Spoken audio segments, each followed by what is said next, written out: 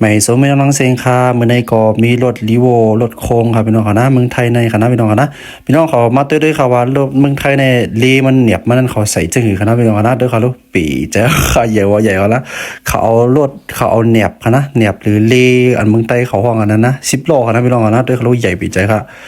เป็นแบบ10 ล้อเขาเอามาใส่คณะพี่น้องค่ะนะด้วยค่ะลูกว่าเป้งผ่ามือค่ะนะหนาเขาหนาปีใจค่ะอะไรโล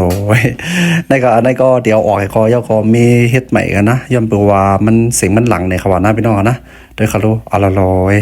นักปีเจ้าค่ะใหญ่ขอใหญ่ปีเจ้านาก็นาปีเจ้าครับพี่น้องนะมาตัวว่าเมืองไทยใน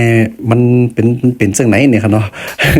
เจ้าของเมืองไทยเอาดอกมันใส่จังไหนมึงกันนะน่าจะมีกันนะพี่น้องนะใครกับเมืองไทยได้ใส่กว่าจังไหนครับนะอะโลได้ครับ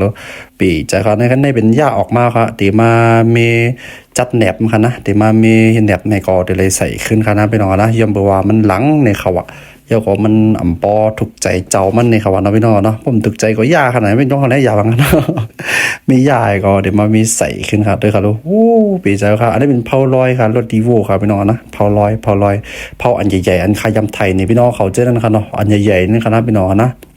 หมักลองก็ใหญ่นะครับพี่น้องนะแล้วเขานัดลองก็ปีเจ้าค่ะ22 23พวกเรานะโอ้รถโค้งเมืองไทยนี่มันเป็นไงครับพี่น้องนะ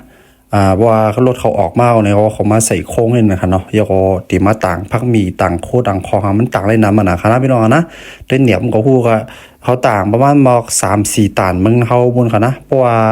นักเต้ๆว่าใน4-5 ตันมึงเขาต่างกันนะพี่น้องนะก็การตั้งเขาทำเป็นตั้งลอยเขาก็บอกเขาต่างเต้ๆกันนะ3-4 ตันจะไหนครับพี่น้องนะอ๋ออันนี้ก็เป็นตั้งหูตั้งหันมาผักกันพี่น้องเขาเนาะเมืองไทยเนี่ยมันเหมือนไหนนี่ครับเอาค่าไม่ซึมค่า